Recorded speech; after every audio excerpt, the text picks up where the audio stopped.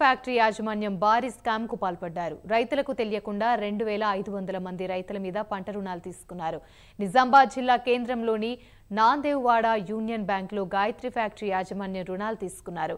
పంట రుణాల మాఫీ మెసేజ్ రావడంతో రైతులు ఆశ్చర్యపోయారు. తమకు తెలియకుండా రుణాలు ఎలా తీసుకుంటారని యాజమాన్యాన్ని నిలదీశారు. అయితే ఈ విషయం బయటికి వెళ్లకుండా యాజమాన్యం జాగ్రత్త పడుతున్నారు.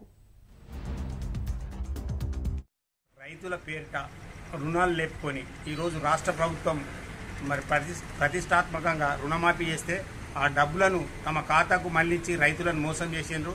అదే రైతులకు ఫోన్ మెసేజ్ రావడంతోనే వాళ్ళ అయోమయానికి గురై ఈరోజు ఫ్యాక్టరీకి వెళ్తే రుణాలు మాఫీ అయిన విషయాన్ని చెప్పడానికి కూడా నిరాకరించారు.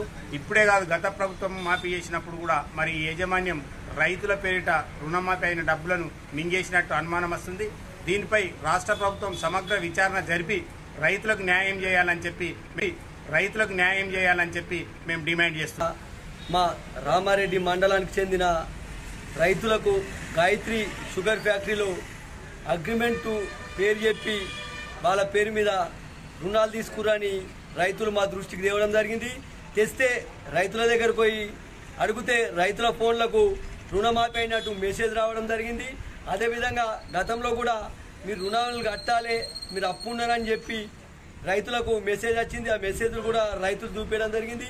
రైతులు ఏ బ్యాంకుల రుణం లేకుండా దాదాపు 2500 మంది రైతులు నిజామాబాద్ బ్యాంకుల రుణం తీసుకురని తెలవడం జరిగింది. అందులో మొదటి విడతగా 400 మంది రైతుల రుణమాఫీ అయితే అందులో మా రామారెడ్డి మండలానికి చెందిన పోసన్పేట కావచ్చు, ఉప్పల్వాయి, రామారెడ్డి గ్రామాలకు చెందిన రైతులు మా దృష్టికి తెస్తే మేము స్థానిక ఫీల్డ్ ఆఫీసర్ను అడగడం జరిగింది.